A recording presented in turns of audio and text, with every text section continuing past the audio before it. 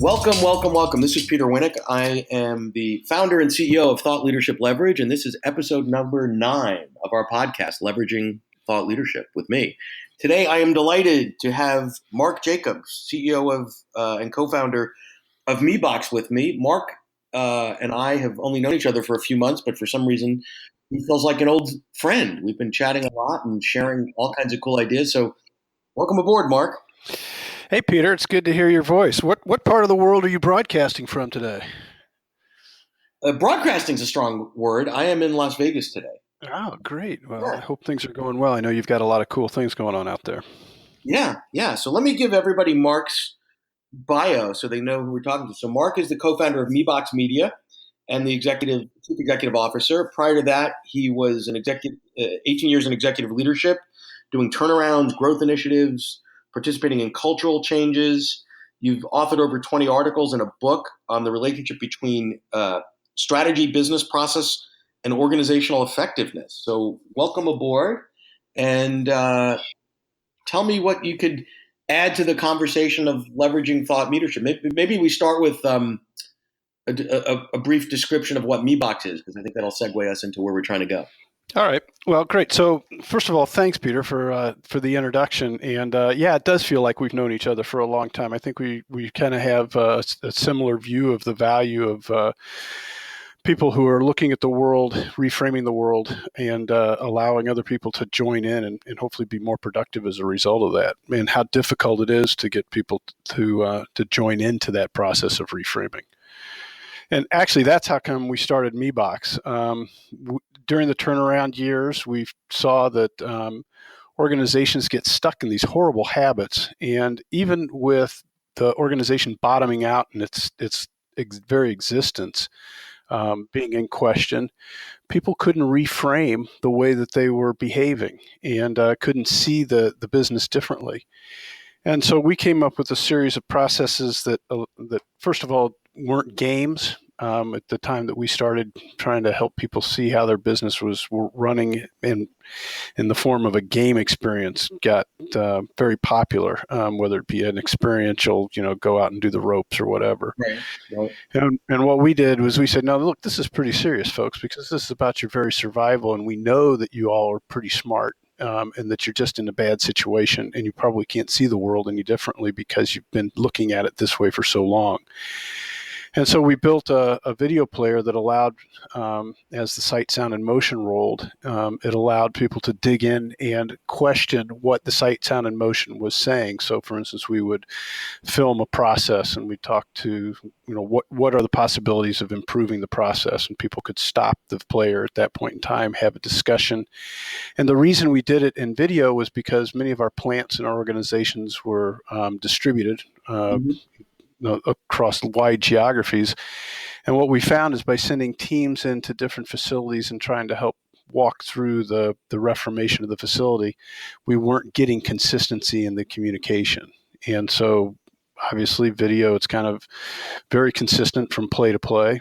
And the exercises allowed people then to come to generally the same conclusions across organizations. And we found that the ramp up and the escalation back to profitability and repositioning of the organization just happened more rapidly based on that tool. Great. And, the thought leadership side of it never really occurred to us that that's what we were trying to engage in. And instead of pursuing the business that you're in, which I think is a hell of a lot more fun and a lot more enticing than working inside organizations that aren't performing very well, if we would have known that we could make a business out of thought leadership, we'd probably be your competitor instead of your friend. But let me sort of respond to that a bit. So you had a specific business problem. You used video because it's an effective way to consistently communicate a message, and then sort of realized after the fact that was a form of thought leadership, right? Yes. And coming at it from a specific, you didn't come at this from some sort of theoretical academic. It's like, I got a problem. Here's a way I think I'm going to fix it. Oh, geez, it worked. Hey, wait, maybe this can help other folks. So that's sort of a neat approach. Yeah, and what happened was we found out that our organizations were actually forming themselves into communities of practice. And that's how MeBox has evolved from where it was using this video technique to express completion, or actually to express the existence of an issue, and then help walk an organization through the evolution out of that situation, to now these organizations are stable and they're throwing off cash. What do you do next? Well, the next thing you do is grow. And that's where the community of practice concept came in, because obviously healthy communities are growing communities. And instead of growing the business, we grew the community, and as a result, the business grew. So that to me is what was so exciting when you and I first started talking months ago, is this concept of a community of practice, right? So people are, or at least in my world, authors, speakers, thought leaders, etc., are always looking for new ways to get the message and the content out. So there's books and there's speaking and there's training and all those things, and everybody adds their different nuance and their expertise to it. But you have a whole sort of new or different, should I say, way of connecting people. So give me a sense of how this has grown and how MeBox is now helping people start with the community of practice. There's thought leadership and content sprinkled throughout, and it's a way to leverage and expand the messaging and another way to get work out and thoughts out and frameworks out. Yeah. So the essence of this is that a thought leader is helping a group of people reframe the way they look at the world. And those people, once they learn how to reframe, now all of a sudden they have a level of enthusiasm. They've learned to collaborate, which is they've now come to the party with better thinking. And because they were in a learning environment together, they've gotten used to exchanging ideas. And now the community that it's learned to exchange ideas with a specific lexicon. That community then, like most growing organisms, wants to reach for something greater than where it is. And that's what the whole concept of community is it's a structured approach for a thought leader to, once they've created that platform around which the new conversation is occurring, it's now an environment in which that conversation can occur, and the thought leader now owns that category of leadership, and it should feel safe and is safe to bring other thought leaders into the conversation as appropriate, based on where that organization is trying to take itself. Or in our words now, that community is trying to take itself. So the thought leader goes from reframing expert to vision and execution expert. Does that make sense? Yeah. And well, what's amazing about that is the parallel there from adult learning theory, right? Things have changed a lot. So way back in the Stone Ages of when I was in school, and certainly when you were in school, Mark, right? The way you, quote, learned was the teacher got up in front of the room, pushed out a bunch of stuff on Monday. That was called the pretest, and you did horribly on it because you didn't know anything about it. And then they said, okay, study all this stuff, and there'll be a retest on Friday, and you'll do better. And then by Saturday morning, you forgot everything, but that's what we called learn it. Now we've got peer-to-peer learning, and what we know, particularly in adult learning, is shorten the time frame between theoretical and applied. So don't just teach me a bunch of theory and lock me in a classroom for 10 days. How do I use it in the real world against the things that I normally do? And by the way, the people to my left, the people to my right, my colleagues and my peers, either in the same facility as I am or virtually, we can help each other continually learn, irregardless of who's in the front of the room at that point in time. So I love the community of learning supporting peer-to-peer learning and keeping the learning alive after whatever the event might have been, a workshop or someone's first introduction to the content. So it's very aligned with sort of the cutting edge thinking in adult learning today, which is awesome. Yeah, and one of the things we've learned, just as a hitchhike on what you were just saying, is the old style of teaching was, in a lot of ways, was fear-based and wasn't safe. So people still come to that learning experience unless you can frame it the right way from the start, with that with a type of reserve. And what we wanted was for that reserve to be left out of the room and for it to be replaced with motivation. Mm-hmm. Motivation to improve. And so, you've read the articles. They've started calling it flip the class, and the academics gave it a number of names. But what we found was that by getting a lexicon, a baseline, making it safe, and then providing just enough information to start the conversation around people where people really live, and then help them envision where they could get to and live if they wanted to.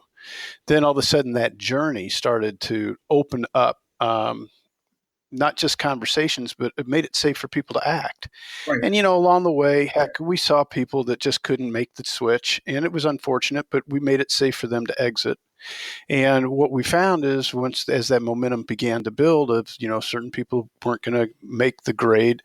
That's a terrible way to say that, because that's another fear-based approach, but they weren't going to be able to reframe their thinking. They weren't going to be able to collaborate, which to us meant bring your very best thinking to the table with expectations that once you share, better thinking is going to come out, and that's the victory. And then what are the action plans on the back end of that? We found that people were then reaching for knowledge so that we could deliver it just as they began to experience things that were beyond their prior experience.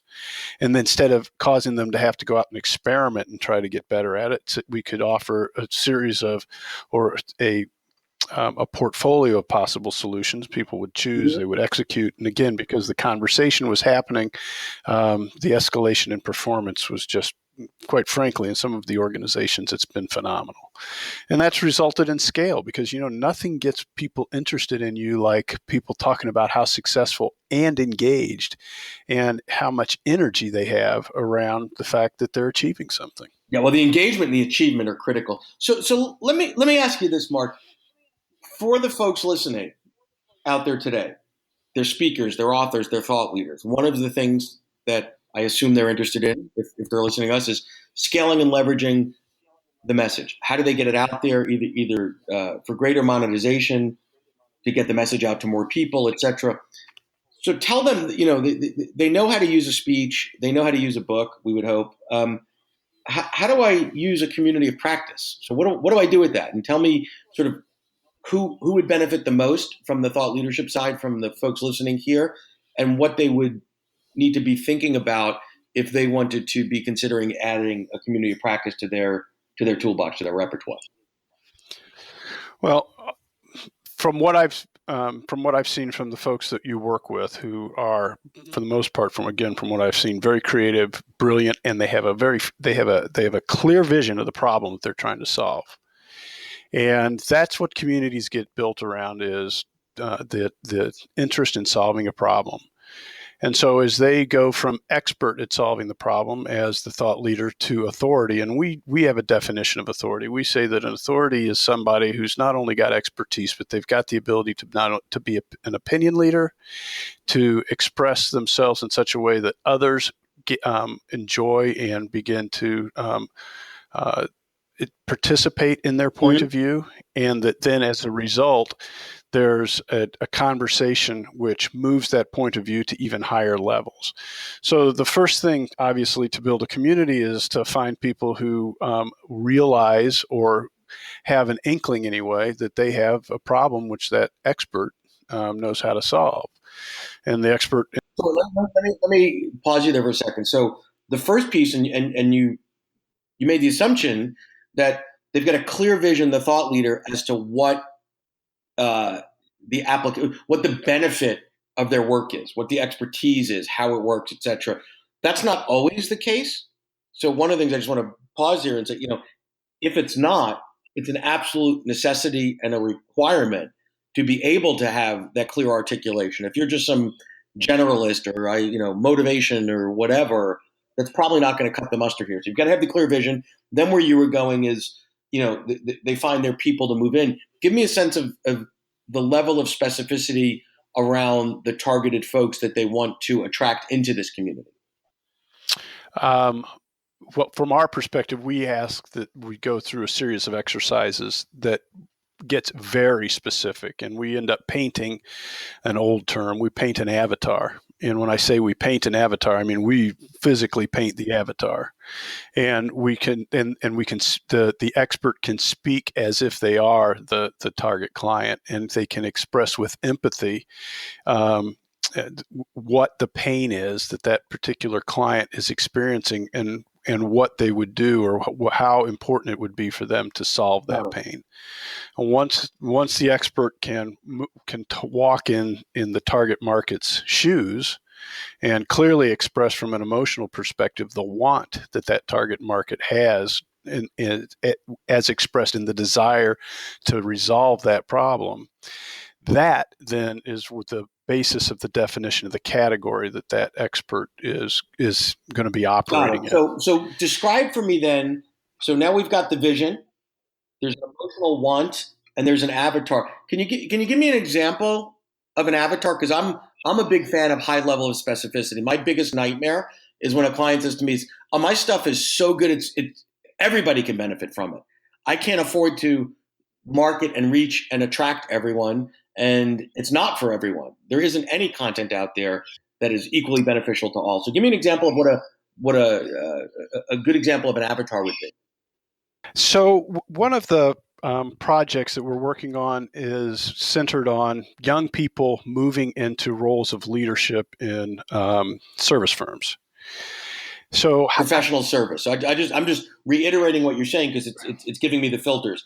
Newly minted leader, right? So I'm first moving into a leadership role, not in pharmaceutical, not in technology, but in a services business. So and as a result of being a leader in that services business, you will be able to ascend to partnership. So not only will you be a leader, but now you'll have financial responsibility. Okay, so I'm now taking on the burden of, we use the example of a law firm, not just being a great lawyer, but now having to be a business developer, bringing business in the door, whether that's accounting, law, consulting, whatever. Okay, so that's a real problem. It's a very specific population. Cool. And now speak as if you were the young attorney trying to express himself, or I'm sorry, the expert's trying to express himself as the young attorney with how he feels about being in the office, what he knows about the trials and tribulations, no pun intended, of ascending in the organization, the challenges that he has as a young person trying to articulate himself clearly to older attorneys or older accountants or older, some cases, engineers that have a very clear point of view that this is just the way it's always been done, not knowing really what the business case is that would cause an older member of the firm to look at a younger person and say, yes, I can see you as this leader. So just painting this broad picture that puts the expert in a position where they're truly feeling the empathy of that specific individual, that then becomes the avatar. And from that, what do we get from that? I mean, now all of a sudden you're able to express, now that you've switched your frame as an expert moving into the role of those that you're trying to help, what's the story that person is telling you, the expert, and how do you, the expert, then help that person frame themselves so that they can achieve the objectives that are coming clear in the story that they're telling? Got it. And the power of the fact that we're defining peers in this way. So everybody in the experience is coming from a similar perspective, right? They might work at different law firms, they might work at the same law firms, whatever. But all the examples that you're going to come up with, and all the, if one person's thinking and articulating about a problem, 8 other people are probably thinking about it. So the high level of relevance to their world, and that's, voila, that's sort of the secret recipe for a community, I guess. Absolutely. Now, bingo. Now you got all these young folks that want to ascend to a leadership position, and the question that they have to wrestle with: can I speak to others that are in potentially competitive environments about my desire to ascend and how they're doing it, and can we gain the collective wisdom, and can this expert turned authority now bring this community along and facilitate a conversation where, and this is where the magic happens, where people end up finding themselves learning from one another, and now the expert as an authority, because they're bringing in other people to help the community grow. But the expert's not losing that position of authority because they've created that community. They keep feeding the community. And in my experience, having had some really great coaches, you don't turn your back on a great coach because the great coaches keep saying, look, you know what, I appreciate the fact that your serve's really good, but now you got to get up there at the net, and I'm going to teach you a new skill. And I'm not the one that's going to be able to carry you through the learning of that skill. I need somebody else to do it. And here they are. Now all of a sudden, somebody else has been introduced, and you're thinking, wow, that coach is really terrific, but it came from the guy that was my original mentor. And so the mentor almost earns the way, and we talk a lot about earns the right. They earn the right to be the Socratic leader of that community. And that's when it starts to scale. When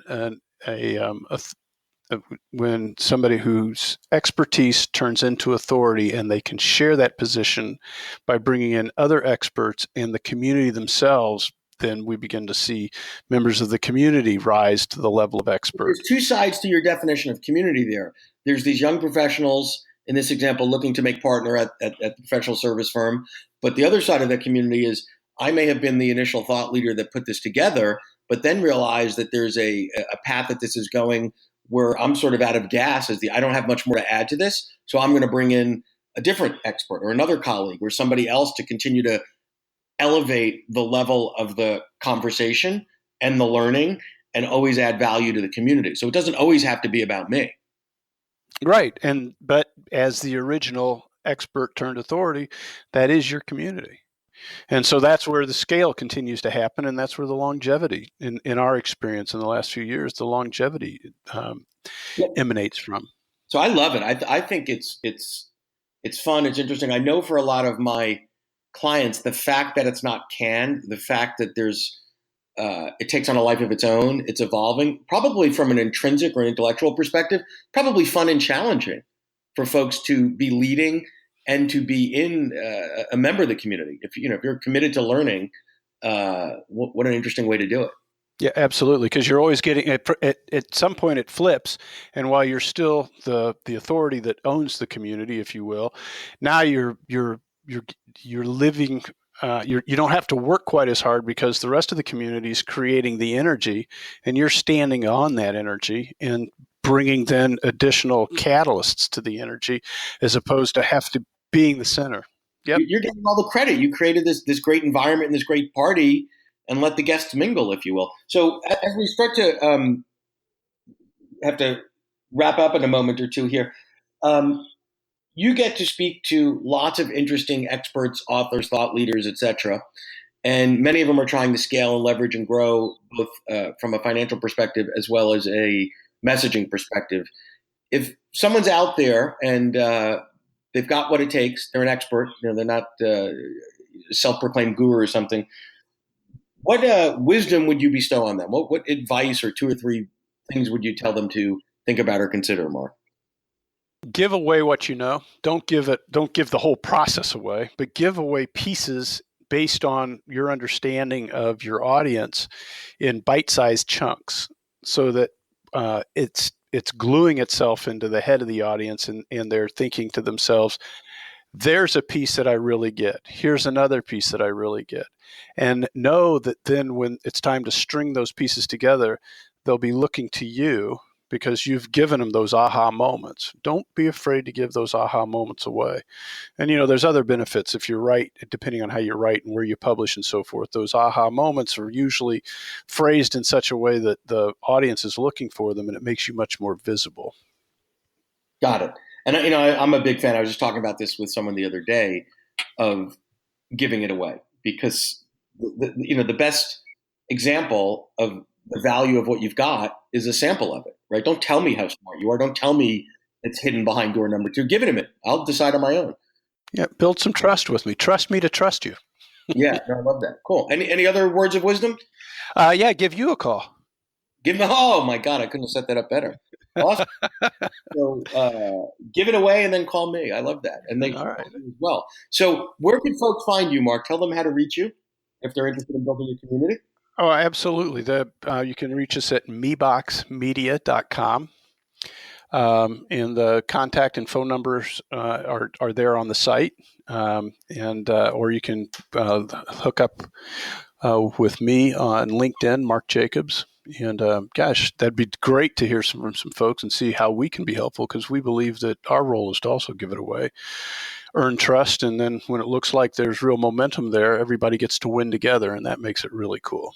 Yeah, and I would encourage all of you to do that. Mark always has something to add to the conversation, and it's a different perspective than many that we hear in terms of the traditional ways of getting the content. It's a very different approach. It's very impactful. It's very powerful. It's very engaging, and I think ultimately it's very profitable. So I want to thank you again for joining us today and sharing all that you've shared. I appreciate it. I think you added a lot to the conversation, as you always do, and I just want to thank you. Well, thank you, Peter, and it's kind of nice to get to hang out with a personal hero, so thank you very much. To learn more about Thought Leadership Leverage, please visit our website at thoughtleadershipleverage.com. To reach me directly, feel free to email me at peter@thoughtleadershipleverage.com. And please subscribe to Leveraging Thought Leadership on iTunes or your favorite podcast app to get your weekly episode automatically.